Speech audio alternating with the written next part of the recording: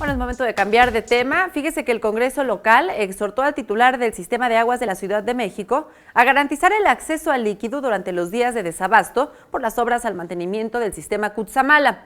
Los diputados señalaron que se trata de mantener un abasto mínimo indispensable para solventar las necesidades básicas y pidieron se vigile que en Las Garzas se dé prioridad al abasto público y gratuito sobre la distribución por empresas privadas. Por lo que es importante solicitar a la Comisión de Derechos Humanos de la Ciudad de México habilitar a sus visitadores para ser incorporados como supervisores a dicho operativo de abasto de agua y que sean llevadas a cabo labores de vigilancia para que no se lucre o condicione a las familias capitalinas.